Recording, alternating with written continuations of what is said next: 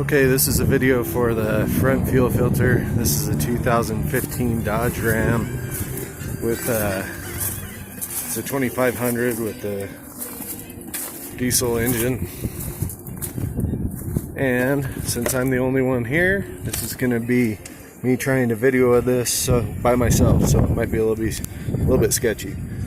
So some of the things you're going to need right here, this is they'll say it's a canister filter right there, and what it comes with is the filter, and then there'll be an extra gasket in there down in the bottom that will go and replace the one that's on top of the cap that's already on your truck.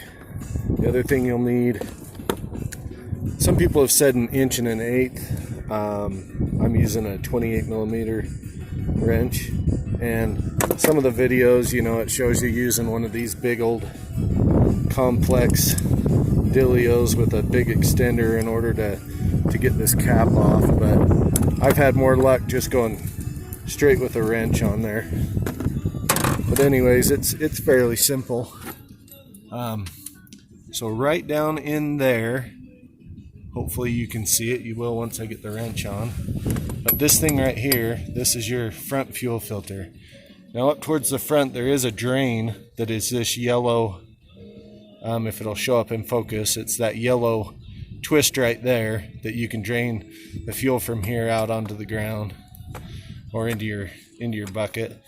But yeah, I've already loosened it a little bit, but you can get what you need to make it happen just with no extension, so don't go out and spend any money on it.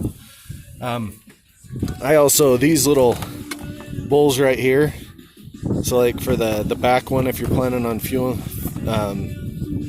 filling the fuel filter before you do it, they're only like $3.99, and so that way you have a clean one before you go to use it. But anyways, hardest part is they don't make these fat kid friendly, so it's easy to get the wrench in there, but it's not so easy to get the actual hand in there to get them off. Alright.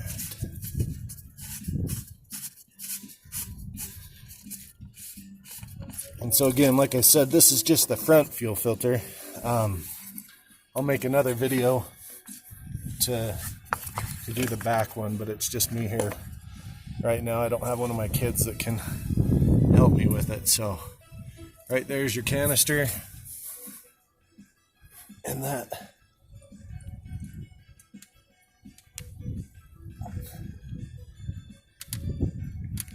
just comes out right there, and then your new one would go on there. It's just being a little bit sticky. Let's see if I can get a better angle at it.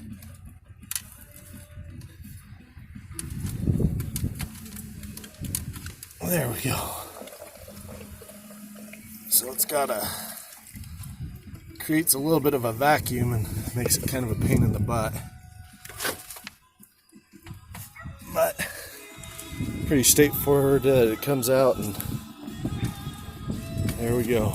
Okay, so this one already has the gasket around the bottom of it, so we can put that back in. And it's got an oval bottom section, so you need to make sure you orient that right. Okay, so now on there is right around this bottom section is where that little plastic pieces that we need to replace. So just take that off. And that's the gasket right there that we talked about. And there's the extra one that comes inside the fuel filter box when you get it. And again, I wish I had someone else here to do it, so you're not getting sick while I'm filming it, but it is what it is. But even from this far, you can tell how easy it is to replace these fuel filters. Again, mine's a 2015 and it only has 30,000 miles on it, so from what I can tell, it's going to ask you to replace them at least every 15,000 miles, which seems pretty inefficient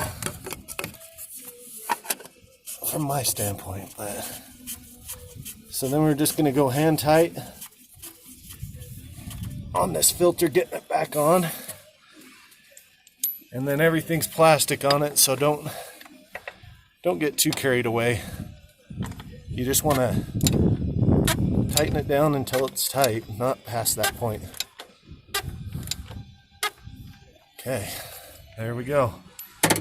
So that is replacing the front filter on a 2015 Dodge Ram 2500 6.7 liter diesel engine, and that took all of maybe 5 minutes.